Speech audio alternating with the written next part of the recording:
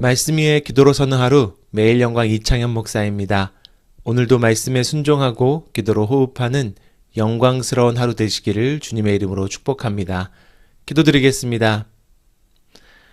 이 시간 주님의 말씀을 읽을 때 성령님 오셔서 밝혀주소서, 눈을 열어 보게 하소서, 귀를 열어 듣게 하소서, 마음을 열어 깨닫게 하소서, 깨달은 말씀대로 살게 하소서, 오늘도 생명의 말씀으로 채워주소서.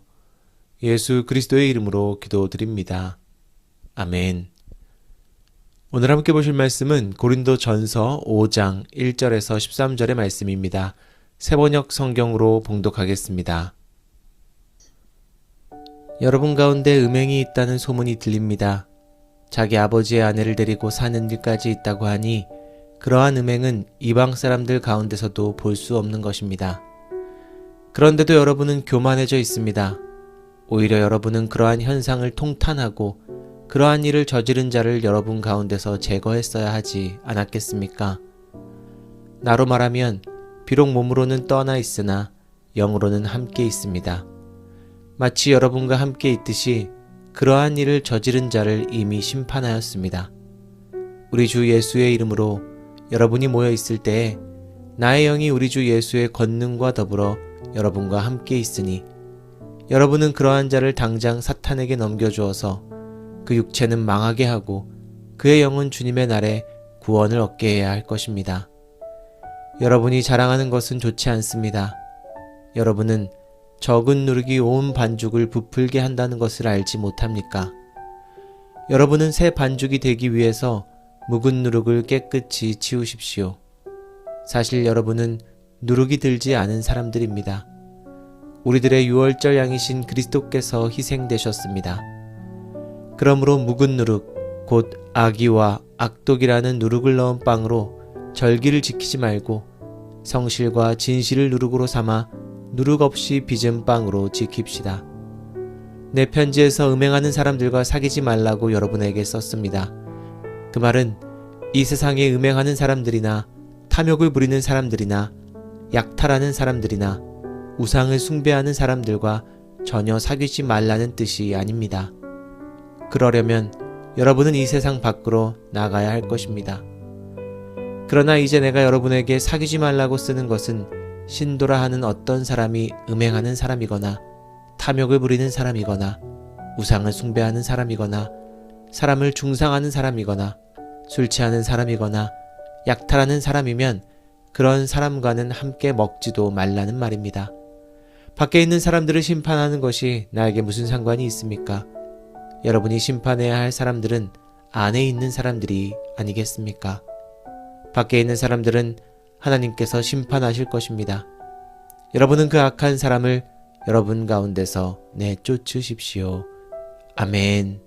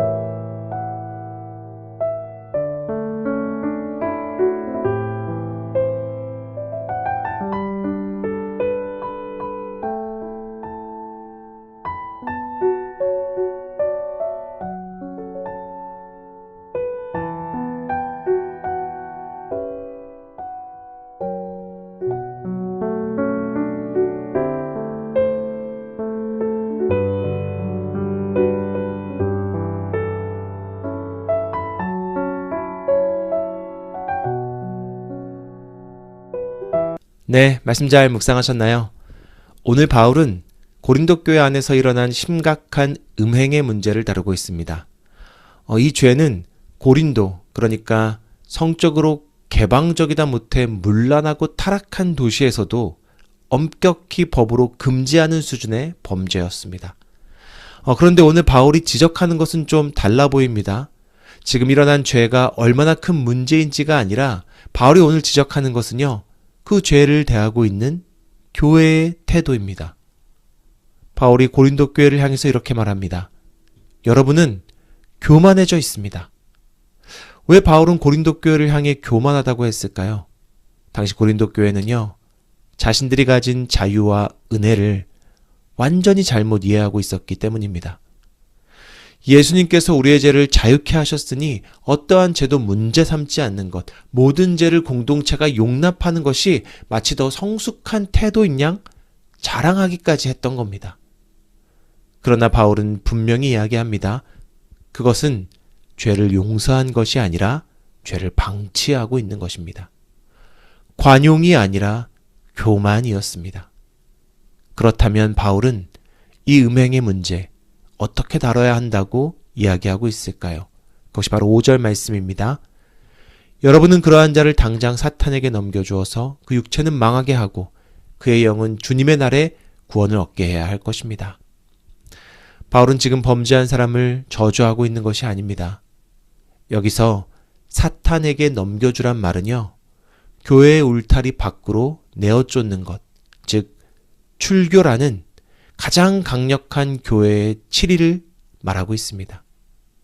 그렇게 죄의 심각성을 치리하는 교회와 또 그 치리를 받는 범죄한 사람 모두 깨달으라는 겁니다. 교회는 부모의 마음으로 치리하고 죄를 저지른 사람은 돌이켜 회개할 수 있게 하라는 의미입니다. 그러니 교회의 가장 강력한 처벌인 출교는 그 목적이 공동체가 죄에 적극적으로 대응하고 개인을 저주하는 것이 아니라 돌이키게 만드는 것, 회개에 있습니다. 오늘 바울은 죄를 누룩에 비유합니다. 누룩은 아주 작지만 별거 아닌 것처럼 보이지만 하지만 그대로 두면 반죽 전체가 부풀어 오르게 만듭니다. 죄도 그렇습니다. 회개하지 않은 죄, 그냥 방치된 죄, 치리되지 않은 죄는 누룩처럼 부풀어 올라서 공동체도 범죄한 자도 병들게 만들 뿐입니다. 그래서 하나님이 세운 공동체, 가정과 교회는요, 서로를 정죄하는 공동체도 아니지만 죄에 둔감한 공동체가 되어서도 안 되는 것입니다. 가정과 교회는 공동체 안에서 벌어진 죄의 문제에 대해서 적극적으로 대응하고 범죄한 이가 뼈저리게 반성하고 회개할 수 있도록 권면하고 치리해야 합니다. 사랑하는 성도님들, 우리는 종종 사랑이란 이름으로 죄를 가벼이 여기거나 또는 정의라는 이름으로 죄를 심각하게 정죄하기도 합니다. 그러나 십자가는 이 두 가지 모두를 거절합니다. 십자가는 죄를 가볍게 여기지 않게 하면서도 죄인을 끝까지 포기하지 않는 하나님의 사랑을 증거합니다. 우리는 그 은혜를 값싸게 취급하는 것이 아니라 값을 매길 수 없는 한없는 은혜로 받은 사람입니다. 그 은혜에 합당한 삶이 무엇인지 치열하게 고민한 초대교회의 흔적이 오늘 이 말씀에 남아있는 것입니다. 그러니 우리도 정의와 평화가 입맞출 수 있는 길을 찾으며 하나님이 세우신 공동체, 가정과 교회를 믿음의 반석 위에 세우는 일, 그 일에 힘쓰는 저와 여러분 되시기를 주님의 이름으로 축복합니다. 기도드리겠습니다. 자비하고 거룩하신 하나님 아버지 감사합니다. 오늘 말씀을 통하여서 십자가는 무턱대고 관용하는 것도 또 정죄하는 것도 아님을 깨닫게 하시니 감사를 드립니다. 우리가 주님의 그 십자가 은혜를 값싼 은혜로 취급하지 아니하고 값을 매길 수 없는 은혜로 받는, 그렇게 그 은혜에 응답하는 성도가 되기를 원합니다. 주님, 우리에게 지혜를 주고 능력을 주셔서 우리가 속한 가정과 교회, 그리고 내가 속한 모든 공동체마다 정의와 평화가 입맞추는 놀라운 주님의 나라가 될 수 있도록 은혜 내려 주시옵소서. 이 모든 말씀 우리 주 예수 그리스도의 이름으로 기도합니다. 아멘. 우리 계속해서 화면을 보시고 중보기도 제목으로 함께 기도드리겠습니다. 기도하시겠습니다.